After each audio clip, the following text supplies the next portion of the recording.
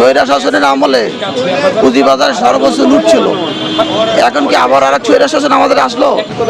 আমরা বাজার দেখেছি স্বৈরা শাসনের পতনের পরে প্রায় একদিন 200-300 ইন্ডেক্স বাড়ছে।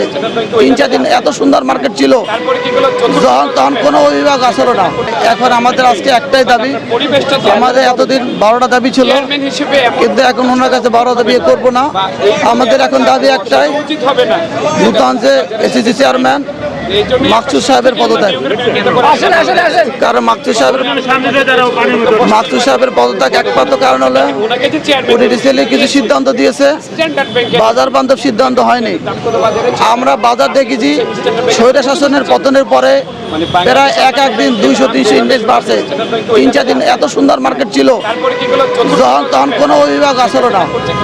এখন অভিভাবক আসার পরে বাজার উল্টো ফল করছে। এভাবে ফল করছে, অনেকের ফোরসেল হয়ে গেছে, অনেকে নিঃস্ব হয়ে গেছে, অনেকের টাকা তিন ভাগের 1 ভাগ হয়ে গেছে। এ বললাম গত 1.5 মাসের কথা।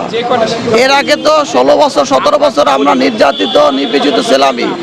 স্বৈরা শাসনের আমলে পুঁজিবাজারে সর্বোচ্চ লুট ছিল। এখন কি আবার আর স্বৈরা শাসন আমাদের আসলো?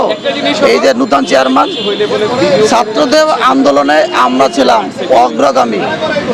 আমরা ঢাকা বিশ্ববিদ্যালয় থেকে সব জায়গায় শহীদ মিনারে আমরা আন্দোলন করছি, গুলির সামনে আন্দোলন করে দেশ স্বাধীন হয়েছে ভালো একটা পুঁজিবাজার আশায়।